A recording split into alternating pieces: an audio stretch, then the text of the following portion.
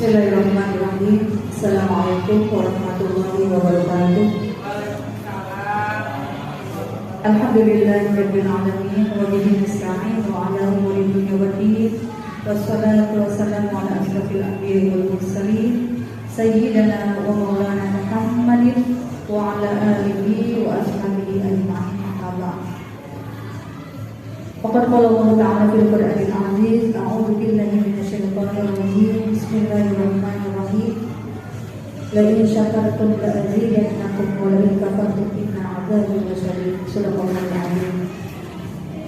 Yang sama-sama kita hormati Kepala Sekolah PMT SDN Bekasi Jaya 5, Bapak Diding SPD MSI, dan yang saya hormati Bapak narasumber yang hari ini melaksanakan webinar guru penggerak dalam rangka aksi nyata, yaitu dengan tema penerapan budaya positif di SDN Bekasi Jaya 5. Bapak, Ibu guru yang saya hormati dan rekan-rekanku semuanya, semoga hari ini kita diberikan nikmat oleh Allah Subhanahu wa Ta'ala, yaitu berupa nikmat sehat walafiat, sehingga dalam kesempatan ini kita bisa belajar. Ya, intinya menimba ilmu. Semoga dari materi yang disampaikan nanti akan disampaikan oleh Bapak narasumber yang sudah digembleng oleh beberapa bulan dari BPGP, kita dapat menerima dan dapat mengambil ilmunya sehingga kedepannya kita bisa menerapkan. Mungkin ada informasi yang penting untuk kita, karena belajar itu merupakan kewajiban. Bukan kita cuma mengajar, belajar dan belajar terus, karena namanya belajar itu tidak ada hentinya. Semoga di saat ini dalam rangka kita thalabul ilmi, Allah berikan ridho kepada kita semua.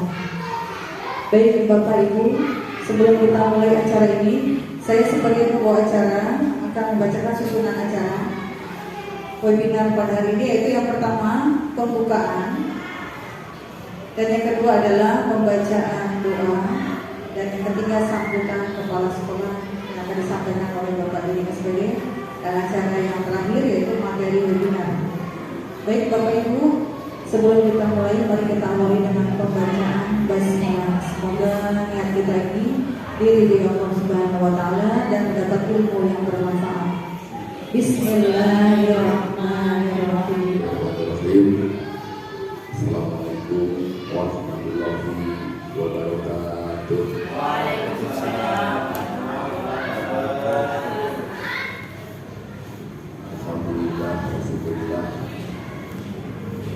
atas nikmat yang Allah berikan kepada kita semua. Bahwasanya pada hari ini kita nikmat semua walafiat, nikmat umur, nikmat iman Islam, sehingga kita masih bisa melaksanakan tugas kita. Salawat dan salam kita panjatkan kehadirat Abu Besar Muhammad Sallallahu Alaihi Wasallam pada keluarga dan pada para sahabat sekalian.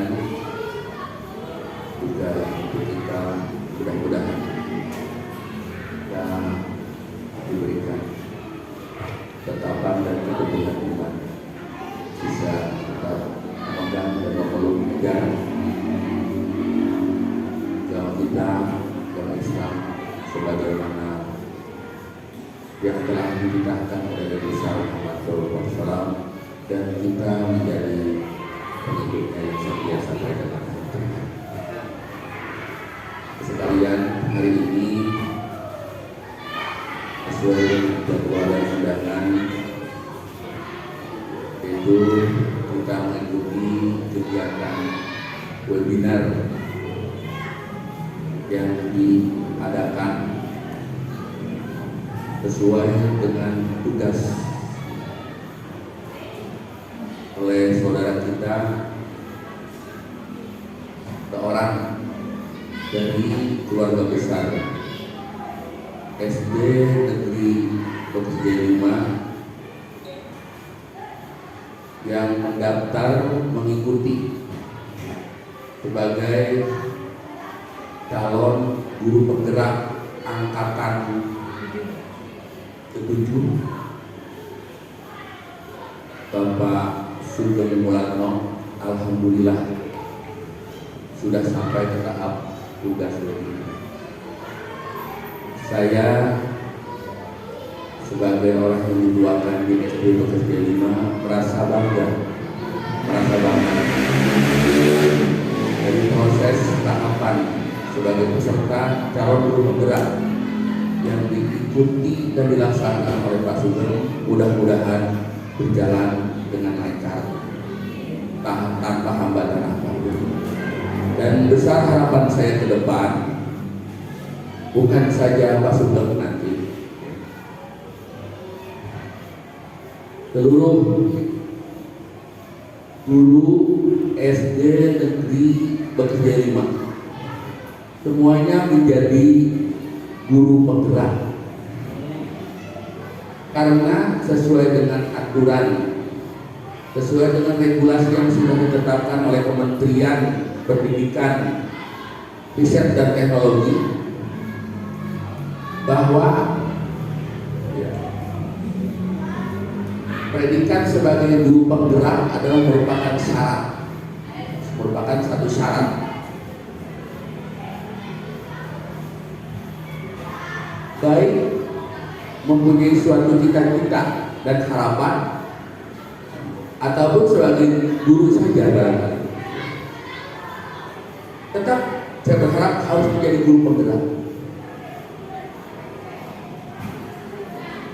Karena apa? Karena kita sebagai guru barangkali tidak bisa kita stagnan, vakum, ibarat diam di tempat, sesuai dengan namanya bergerak. Apalagi sudah dan akan terus berlanjut untuk penerapan kurikulum merdeka. Kita sebagai guru yang sebenarnya bukan hanya siswa yang harus belajar, kita pun adalah sebagai manusia pembelajar, harus melangkah lebih maju sesuai dengan tuntutan keadaan. Sebagaimana filosofi yang diterapkan oleh Ki Hajar Dewantoro, bahwa pendidikan itu harus berpijak pada keadaan alam sekitar, kemudian lingkungan dan teknologi, kemajuan. Maka slogan untuk pendidikan di situ kenapa Tuturi Handayani, bukan Ingar Sok Sungtulodo atau bukan Ing Madya Mangun Karso. Itulah bukan dalam artian kita adanya di belakang hanya memberikan dorongan, dalam artian kita itu artinya tidak ada apa-apanya. Justru kita sebagai guru pendidikan memberikan keleluasaan tanpa memaksa, apalagi menghilangkan hak-hak kodrati, hak-hak dasar pada anak itu sendiri. Karena pada dasarnya sejak lahir bahwa manusia itu sudah mempunyai kodrat, sudah mempunyai potensi. Jadi tinggal mengarahkan ke hal-hal yang positif. Itulah tugas kita, agar tujuan atau apa yang dimiliki oleh anak itu bisa tercapai. Maka sekarang selaras dengan kurikulum merdeka. Merdeka bukan dalam artian bebas sebablas-bablasnya, tapi merdeka untuk mengembangkan potensi yang ada pada diri anak itu sendiri. Kita mengarahkan sampai kepada potensi yang betul-betul memiliki suatu manfaat, memiliki suatu karakter, budi pekerti, karakter yang unggul dan karakter yang bisa dipertanggungjawabkan demi masa depan mereka. Sepertinya seperti itu. Itulah barangkali sekilas harapan saya.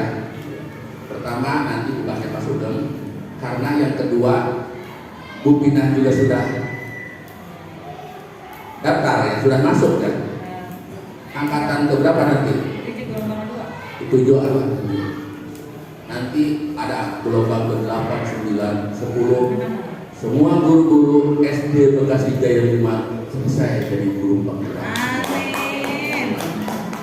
Kita bisa betul-betul berikan suatu pelayanan kepada anak kita sesuai dengan ya kebutuhan lingkungan, kebutuhan anak itu sendiri sesuai dengan potensinya dan bisa menyesuaikan dengan kemajuan zaman.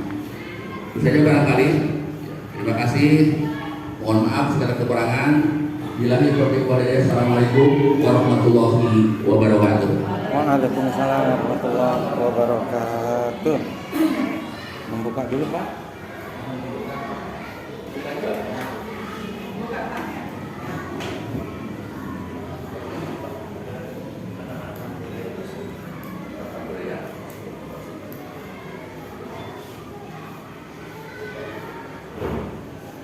Baik Bapak sekalian,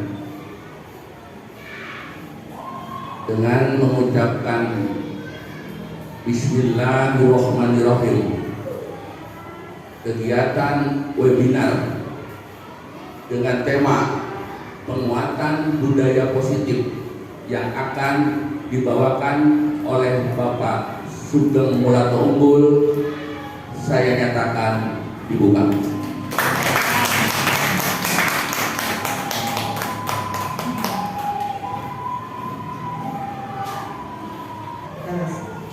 Terima kasih pembukaan yang sudah pada kesempatan kali ini, bahwa webinar guru penggerak pada saat ini sudah dibuka oleh Bapak Kepala Sekolah.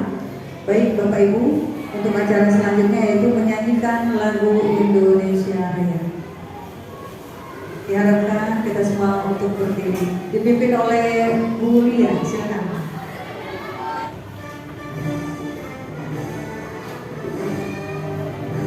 Indonesia tanah airku cinta, Indonesia merdeka, merdeka, hiduplah Indonesia Raya. Indonesia Raya, merdeka, merdeka, tanahku, negeriku yang tercinta. Indonesia Raya, merdeka, merdeka, hiduplah Indonesia Raya.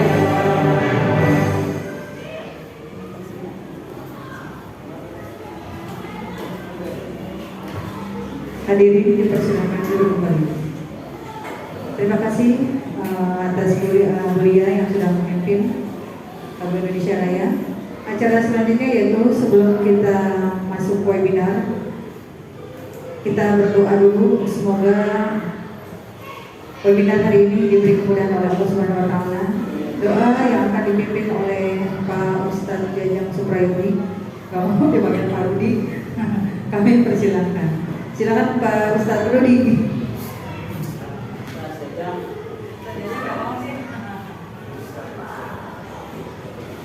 Bismillahirrahmanirrahim. Assalamualaikum warahmatullahi wabarakatuh. Waalaikumsalam warahmatullahi wabarakatuh. Bismillah. Mudah-mudahan acara kita bisa berjalan dengan lancar, tidak ada halangan sama sekali.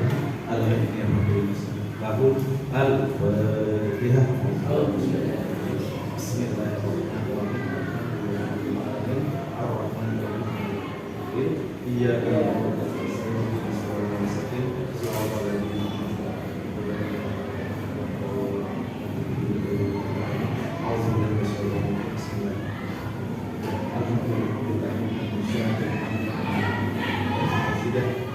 Ya Rabbana Allahumma shalli ala sayyidina Muhammad wa ala sayyidina Muhammad kama shallaita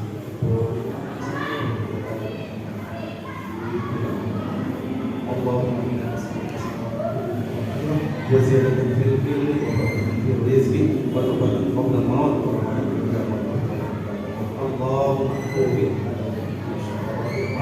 wa najatan min al-hawa Rabbana la tuzigh qulubana ba'da idh hadaytana Rabbana zalamna anfusana wa lam taghfir lana wa tarhamna ظلمنا أنفسنا وإن لم تغفر لنا وترحمنا لنكونن من الخاسرين ربنا ظلمنا أنفسنا وإن لم تغفر لنا وترحمنا لنكونن من الخاسرين ربنا آتنا في الدنيا حسنة وفي الآخرة حسنة وقنا عذاب النار سبحان ربك رب العزة عما يصفون وسلام على المرسلين الحمد لله رب العالمين والسلام عليكم ورحمة الله وبركاته.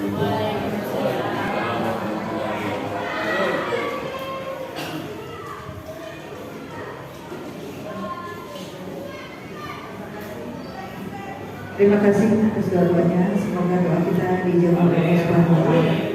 Baik Bapak Ibu, meningkat acara selanjutnya yaitu webinar hari ini yang akan disampaikan oleh Bapak Sugeng Mulyono Abdul SS.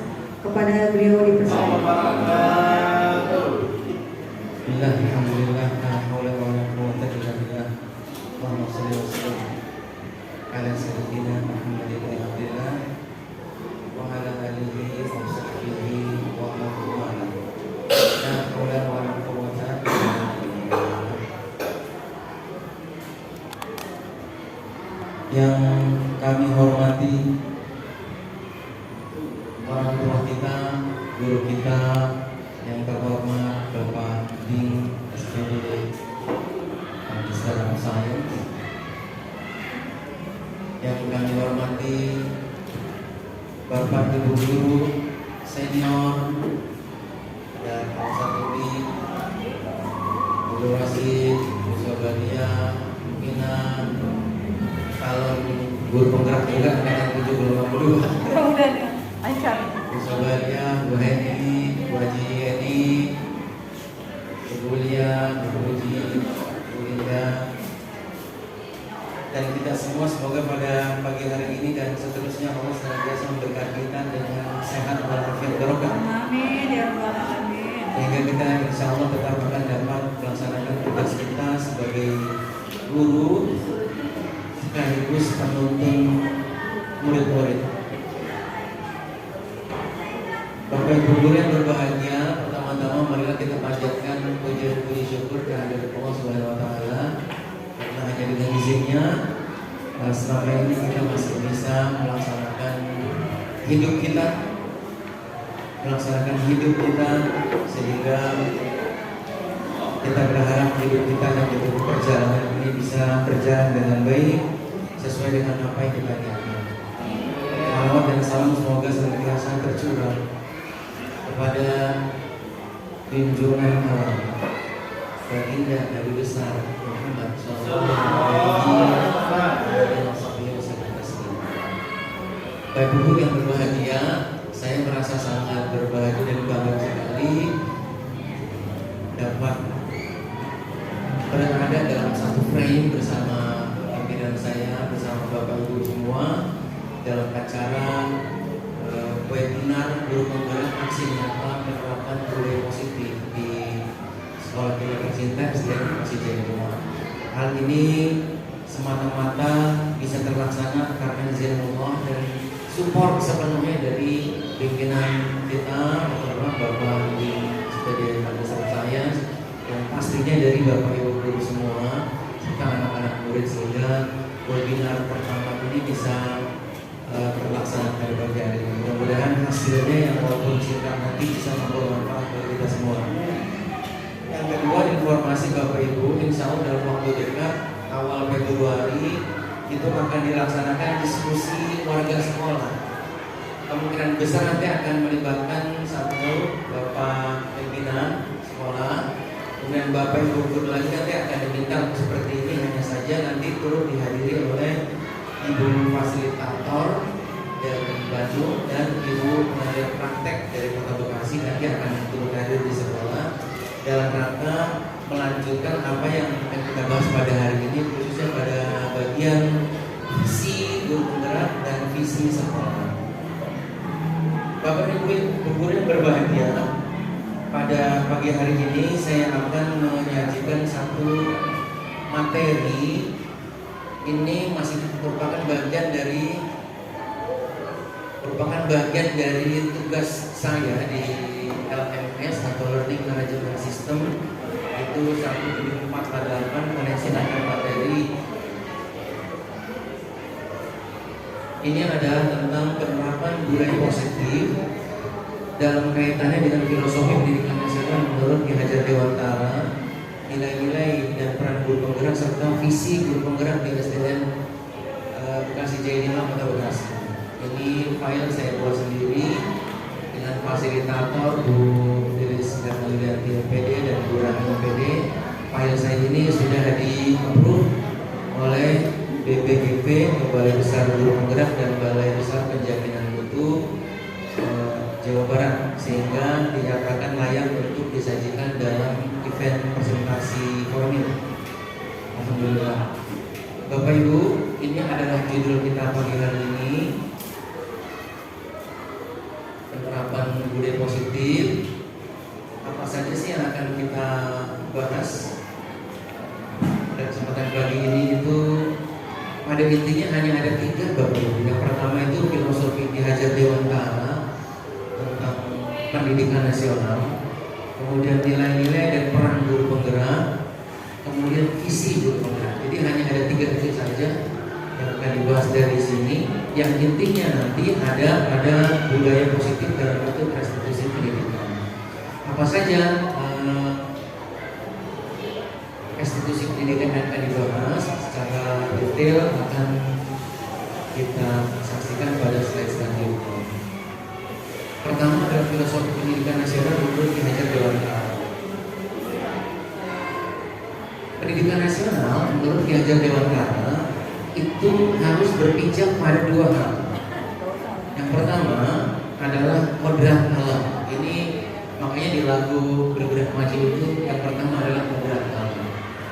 Apakah kodrat alam itu? Kodrat alam adalah memperhatikan dan mempertimbangkan sifat atau karakter murid untuk menebalkan karakter positif pada diri mereka masing-masing.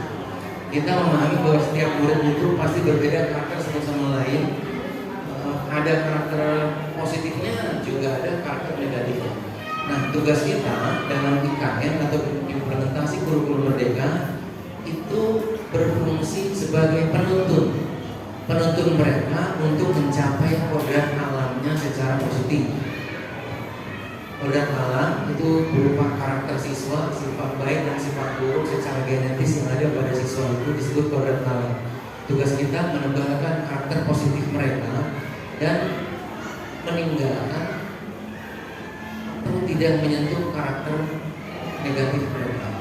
Yang kedua adalah kodrat zaman. Kodrat zaman seperti yang disampaikan oleh Pak PLT bahwa kodrat zaman itu dalam teknis pendidikan dan pengajaran, guru sebagai penuntun haruslah memperhatikan dan mempertimbangkan kondisi alam atau lingkungan dalam mengusung kearifan lokal.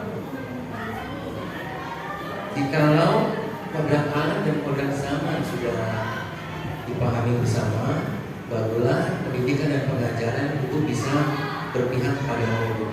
Artinya guru tidak lagi menjadi pusat dari belajar itu sendiri, tapi guru akan mengubah paradigmanya menjadi memusatkan perhatiannya 100% kepada murid. Jadi berpusat pada kebutuhan kodrati murid. Kebutuhan kodrati murid apa?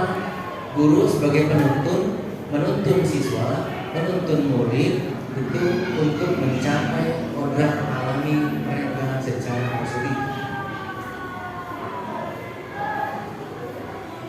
Selanjutnya Bapak Ibu, nilai-nilai dan peran guru penggerak. Ini pesan dari fasilitator BPGP Batu dan Balai Besar Penjaminan Mutu adalah diharapkan seluruh guru-guru di Jawa Barat itu mengedepankan nilai-nilai dan perannya sebagai guru, walaupun guru tersebut belum berkesempatan untuk mengikuti PPGP atau program pendidikan dan pelatihan guru penggerak. Nilai-nilai guru penggerak ada 5. Pertama, mandiri. Yang kedua, reflektif. Ketiga, kolaboratif. Yang keempat, inovatif. Dan yang kelima, berpihak pada murid. Langkah kerjanya bagaimana peran-peran guru penggerak itu? Yang pertama, menggerakkan komunitas praktisi. Ini yang idealnya dibentuk di masing-masing sekolah sih, ada komunitas praktisi di dalam sekolah itu. Komunitas praktisi itu adalah satu komunitas yang di dalam terdapat praktisi-praktisi yang mempunyai keinginan yang sama, yang punya perhatian dan kecenderungan yang sama terhadap pendidikan. Bisa berupa KKG, MGMP, dan tetapi lebih detail lagi berupa beberapa figur yang benar-benar memperhatikan pendidikan dan pengajaran yang berpihak pada murid. Yang kedua, reflektif. Reflektif di sini bisa berwujud coaching. Dalam dunia pendidikan kita sering mendengar istilah coaching klinik. Coaching apa sih? Menjadi guru? Tidak. Jadi coaching yang dipahami dalam PPGP kemarin itu adalah ternyata mendampingi rekan lain. Jadi tidak mengajari seperti sering kita lakukan dalam kesadaran kita, tanpa kita sadari kita sudah sering melakukan coaching dengan cara diskusi di kelas itu coaching. Kalau kucing itu yang di belakang orang ada. Selanjutnya kolaboratif, ini alhamdulillah BC5 kolaborasinya tinggi. Ini dalam kolaborasi Bapak Ibu guru nanti akan kalau saya dan teman-teman di angkatan 7 diajari bagaimana cara melakukan refleksi, dan bagaimana memberdayakan semua unsur warga sekolah. Yang keempat adalah inovatif. Inovatif ini mendorong kolaborasi antar guru. Umpama dalam sekolah itu tidak terjadi kolaborasi, di sini kami diajari bagaimana caranya mendorong agar tercipta kolaborasi antar guru. Dan terakhir adalah berpihak pada murid dalam artian mewujudkan kepemimpinan murid. Nah, idealnya di kesempatan-kesempatan yang akan datang, event-event seperti ini nih yang menjadi panitia anak murid. Umpama nanti di akhir semester 2 kita akan melakukan proyek IKN, itu idealnya yang menjadi perencana anak murid, yang menjadi panitia anak murid itu kalau kita berbicara IKN. Jadi guru itu hanya memantau saja, menuntun saja. Yang jadi ketua panitia anak murid, yang menjadi seksi A, seksi B, seksi C anak murid. Jadi benar-benar mewujudkan kepemimpinan murid. Jadi murid tidak hanya menjadi pemimpin di kelas sebagai ketua kelas atau memimpin pembacaan doa, tidak hanya seperti itu dalam implementasi kurikulum merdeka, tetapi lebih dari itu mereka diarahkan sebagai konseptor. Murid kita arahkan menjadi konseptor atau perencana semua event sampai dengan sisi-sisi teknisnya. Ini sangat besar sekali usaha Jawa, karena itu membutuhkan benar-benar kepiawaian guru dalam membentuk mereka.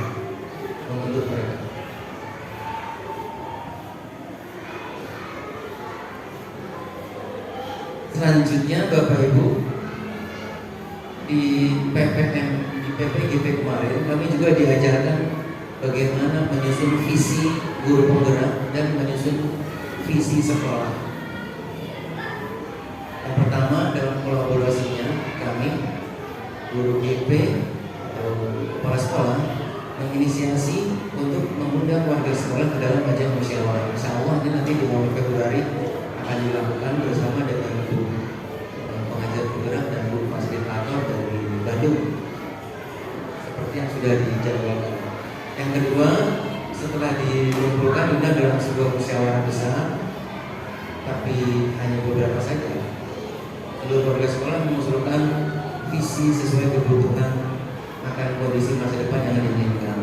Yang ketiga, merumuskan usulan-usulan tersebut di dalam satu visi sekolah. 4, membuat kesepakatan bersama yang bersih nilai-nilai keyakinan dan kebajikan universal. Dan yang terakhir, melaksanakan misi secara terukur dan terstruktur untuk mencapai visi. Jadi ada visi, ada misi. Tahapannya seperti apa nanti di bawahnya kita ada. Bagaimana cara menyusun visi sekolah maupun visi guru penggerak? Kami di sana diajarkan menggunakan konsep BAGJA. BAGJA adalah sebuah akronim B buat pertanyaan, A. ambil pelajaran, G. gali mimpi, C. jabarkan rencana, dan A. atur eksekusi. Untuk lebih detailnya pada presentasi selanjutnya akan saya berikan nanti, filenya akan saya bagikan dulu kepada bagaimana membuat visi itu secara PPD. Kemudian refleksi dan tantangan. Dalam PPGP 3 bulan terakhir, kami juga diajarkan tentang disiplin positif. Ini yang sedang dibicarakan pada hari ini. Disiplin positif adalah merdeka dalam memilih tanpa menciderai kemerdekaan orang lain. Teknisnya berujung pada teknis pembelajaran berdiferensiasi. Kemarin ketika sedang diskusi dengan Pak Nana dari SD 1, Pak bagaimana kalau yang lain anak-anak olahraga tapi ada satu siswa yang berdiri juga baik itu di lapangan, yang lain olahraga sementara dia hanya asik berdiri saja. Salah satu teknis yang disampaikan, saya pernah ingat disampaikan oleh pengajar praktik dan fasilitator di Bandung yang lalu adalah dengan cara membiarkan si anak itu yang lain biarkan berolahraga sesuai standar kompetensi yang diajarkan oleh Pak Nana, sementara anak yang asik berdiri itu saja biarkan dia di situ, tapi dilinearisasikan dengan materi olahraga yang sama walaupun dengan judul yang berbeda. Seperti diajarkan kepadanya sikap lilin. Karena anak itu hanya berdiri tegak saja tidak melakukan apa-apa, akhirnya diberikan teknik bagaimana cara melakukan sikap lilin. Nah itu tetap dihitung sebagai guru yang profesional karena Pak Nana tetap mengajarkan materi olahraga walaupun dengan materi berbeda dalam satu sesi. Jadi dilakukan pembelajaran berdiferensiasi. Jadi tidak mesti satu kelas itu harus sama semuanya, sementara ada anak lain yang belum mampu mengikuti satu batasan materi tertentu, maka sebagai guru kita memang idealnya memahami tentang teknis pembelajaran berdiferensiasi itu sesuai kemampuan. Lanjutnya pada PPGP atau program pendidikan kemarin kami juga diajarkan tentang 5 kebutuhan dasar manusia. Nah, ini menjadi pegangan kita selama ini. 5 kebutuhan dasar manusia. Ini ada 5 kebutuhan dasar yang menjadi motivasi setiap murid.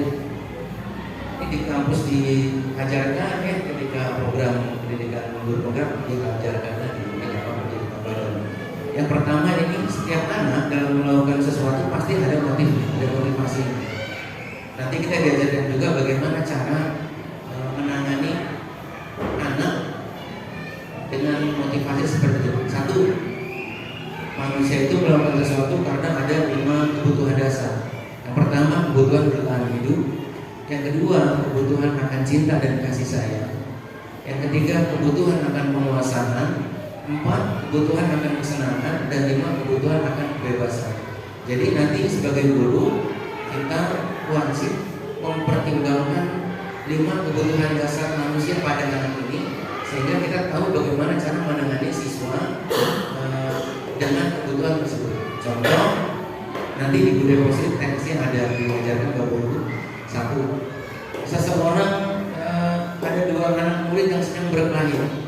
Si A berkelahi dengan si B. Sementara hal itu terjadi ketika kita sedang mengajar mereka. Bagaimana cara menanganinya? Maka sebagai guru, kita diminta untuk terjun langsung ke dalam event itu, bukan untuk itu kebutuhan kan tidak, tapi untuk menengahi sambil melakukan interogasi singkat untuk mengetahui apa yang menjadi motivasi dari perilaku mereka. Jika motivasi mereka melakukan perkelahian di kelas itu merupakan bagian dari salah satu 5 kebutuhan dasar ini, maka nanti ditampil kita diberitahu bagaimana cara menangani hal itu. Contoh, si A akan memukul si B, tapi karena kita sudah intervensi dulu sehingga tidak terjadi kontak fisik. Si B juga tidak terima.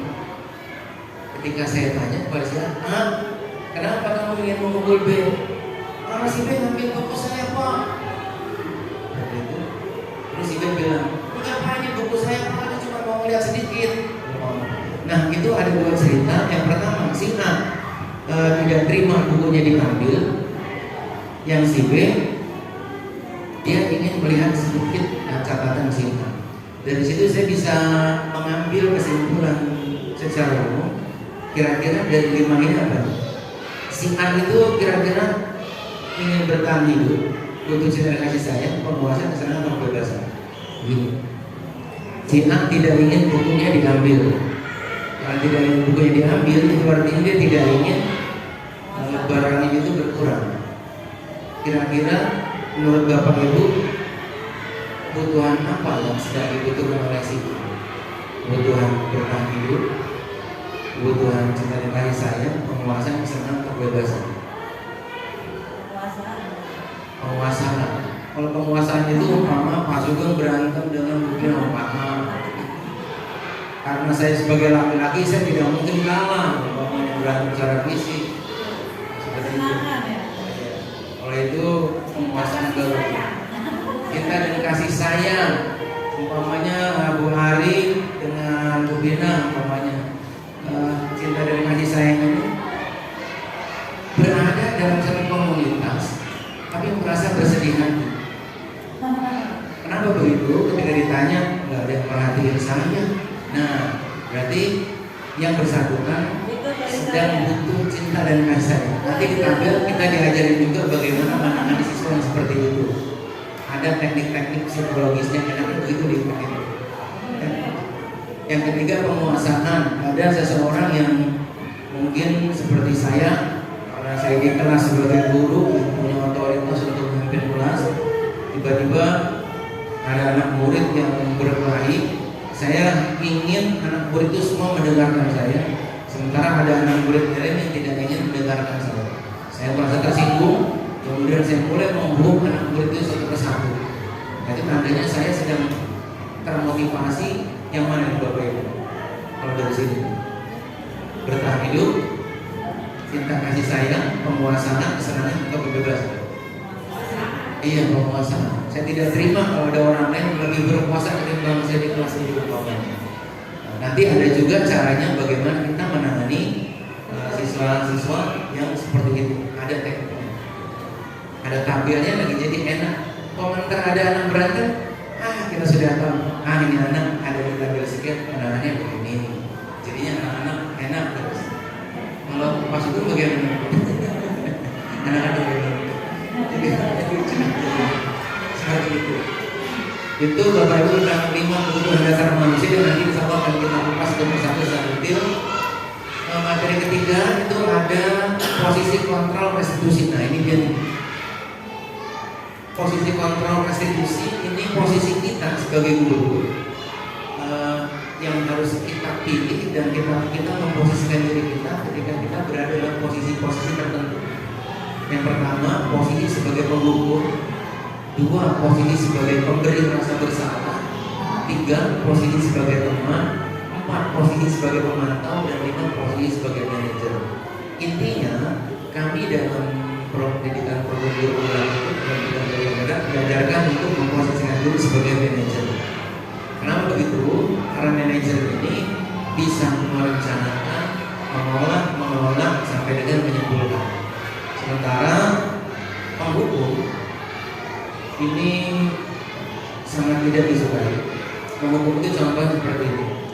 Ketika ada anak penambah datang ke sekolah saat pelajaran agama, namanya anak penambah masuk ke kelas, kemudian sebagai guru dengan posisi kontrol eksekusi penghukum, saya tidak menerima anak itu. Tidak, kamu tidak boleh masuk kelas.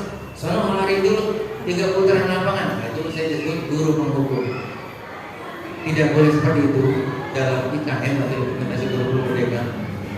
Kalaupun kita memberikan hukuman itu harus hukuman yang linear. Tidak boleh tidak linear. Contoh dalam pelajaran olahraga, ketika Pak Rosid sedang mengajar olahraga, sudah aktif dalam pelajaran, tiba-tiba ada satu siswa yang menambah hadir, maka Pak Rosid boleh memberikan hukuman dalam tanda petik, tapi hukuman harus yang linear. Sebagai contoh, Pak, mohon maaf saya menambah, ya tidak apa-apa, silakan kamu lari dulu 3 putaran lapangan, itu boleh itu.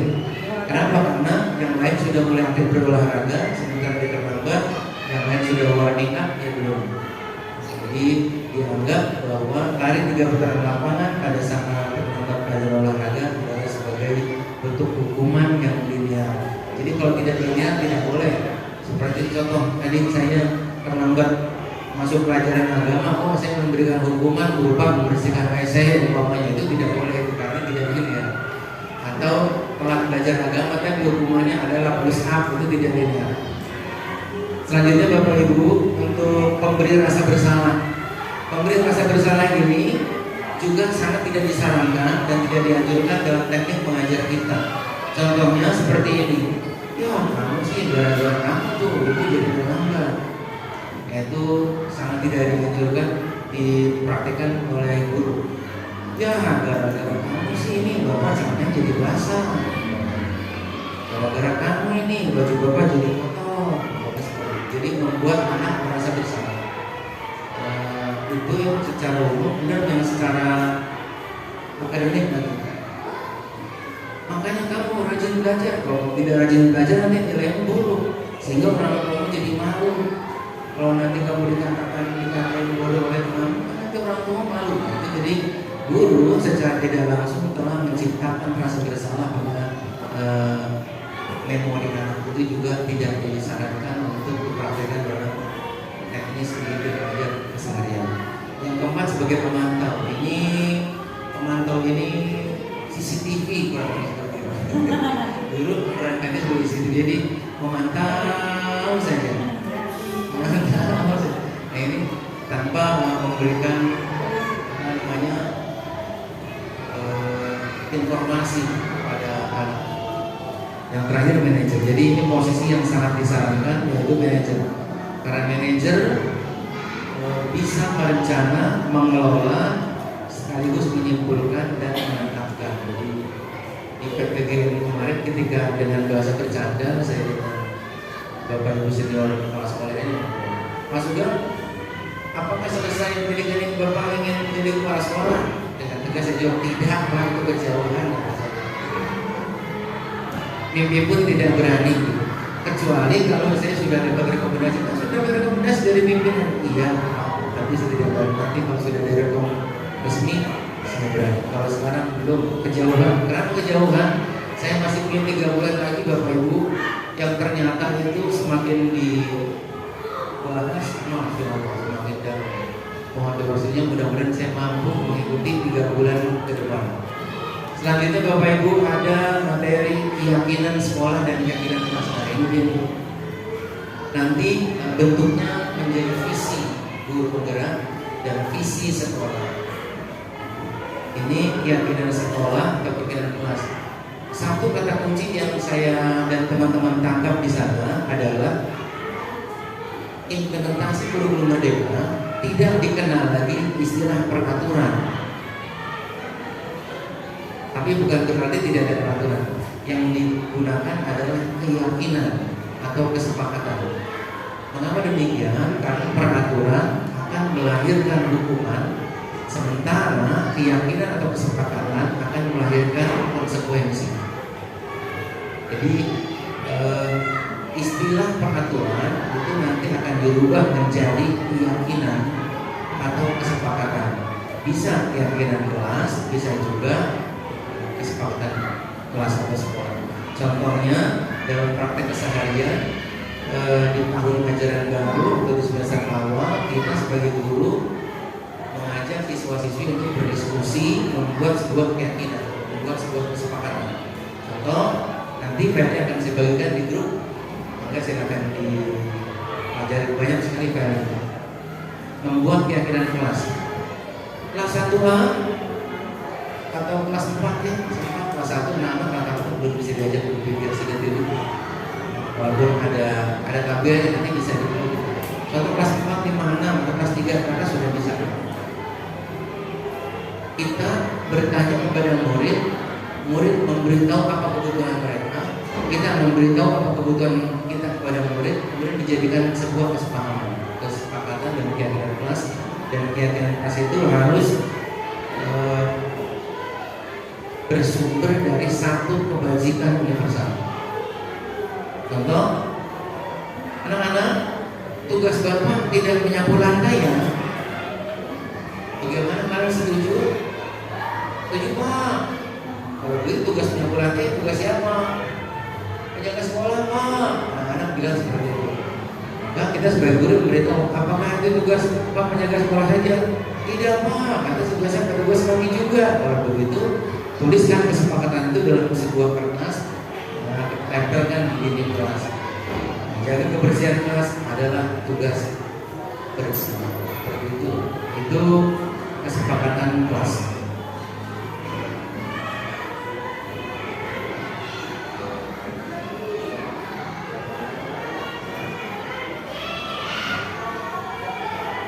Yang kedua dalam membuat kesepakatan kelas atau kesepakatan sekolah. Terima kasih selamat jalan Bapak jaga kondisi. Kesepakatan dengan murid yang lainnya, contohnya apapun yang kita butuhkan dan apapun yang murid butuhkan itu kita inventarisir lalu disepakati bersama. Contoh, tidak boleh mengenakan sepatu berwarna putih asal kita bisa memberitahu apa alasannya dan mereka juga bisa memberitahu alasannya, itu boleh.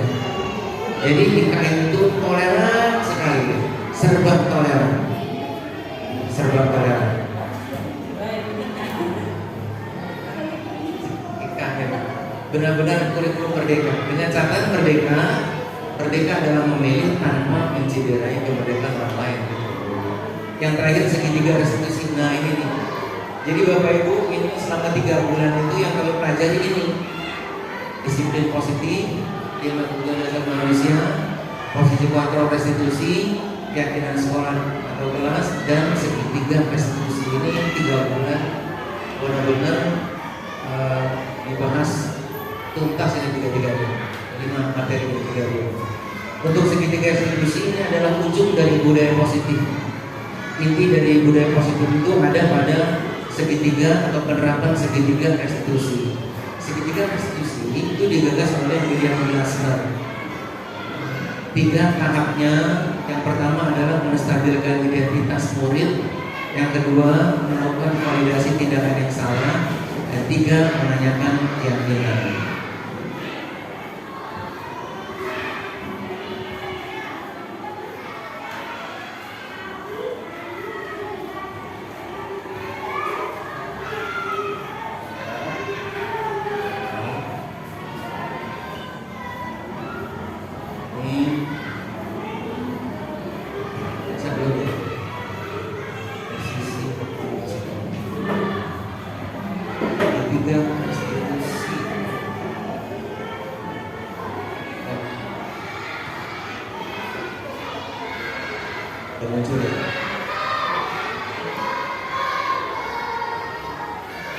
Segitiga restitusi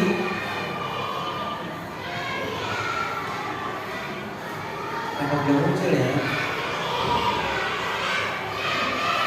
Oh, baterainya mau habis laptopnya.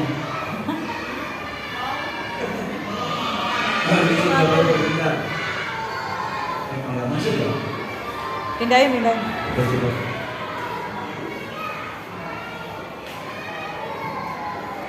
Masuknya keluar lagi. Nah,